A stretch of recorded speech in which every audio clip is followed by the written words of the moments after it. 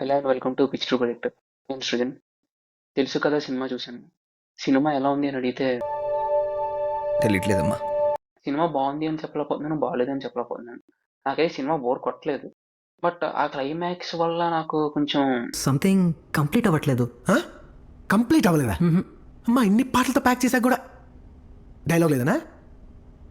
ఎందుకంటే as it is a love story and drama only 3 characters చుట్టే తిరుగుతుంది. So మనకు only Varun character, hero character నుంచే మొత్తం సినిమా అంతా చూపిస్తారు. మొత్తం అంతా హీరో క్యారెక్టర్తోనే ఉంటుంది. ఏమనుకుంటున్నాడు, ఎలా ఫీల్ అవుతున్నాడు, నెక్స్ట్ ఏం చేయాలనుకుంటున్నాడు అనేదే మనకి సినిమా అంతా ఎస్టాబ్లిష్ అవుతుంది. బట్ మిగతా క్యారెక్టర్స్ ఎవరైతే రాశి ఖన్నా అండ్ శ్రీనిధి శెట్టి ఉన్నారో వాళ్ళ పర్స్పెక్టివ్ ఏంటి, వాళ్ళ ఎలా ఫీల్ అవుతున్నారు అనేది అంత బాగా ఎస్టాబ్లిష్ చేయలేదు అనిపించింది.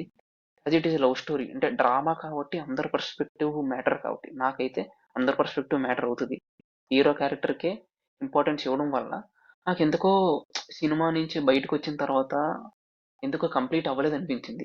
సినిమా బానే ఉంది, బట్ ఇంకా బాగుండొచ్చు. బానే ఉంది కానీ ఇంకా బాగుండొచ్చు. అండ్ హీరో క్యారెక్టర్ అయితే చాలా క్రిస్ప్ అండ్ క్లియర్గా ఉంటుంది. ఫస్ట్ నుంచి లాస్ట్ వరకు కొంచెం అటు ఇటు ఉన్న మ్యాక్సిమం స్ట్రైట్ ఫార్వర్డ్గా ఉంటాడు. ఏం చెప్పాలనుకుంటున్నాడో అవన్నీ మనకి బాగా చూపిస్తారు. బట్ చెప్తున్నాను కదా, హీరోయిన్ క్యారెక్టర్స్ అయితే అసలు సెకండ్ హాఫ్ లో ఓన్లీ అంటే హీరో చెప్తాడు, వాళ్ళు వింటారు, ఇదే జరుగుతూ ఉంటుంది సెకండ్ హాఫ్ లో. సో అండ్ కామెడీ విషయానికి వస్తే కొంచెం పర్లేదు, కామెడీ బాగానే అనిపించింది. మ్యూజిక్ విషయానికి వచ్చేస్తే హీరోకి ఒక అంటే ఒక ఏవియేషన్ లాగా, ఒక బ్యాడ్ యాస్ క్యారెక్టర్ లాగా అదే ఒకటే మ్యూజిక్ అలా తిప్పి తిప్పి కొట్టారనిపించింది. ఆ సాంగ్స్ విషయానికి వస్తే నాకు పర్లేదు, నాకేం పెద్ద ఎక్కలేదు.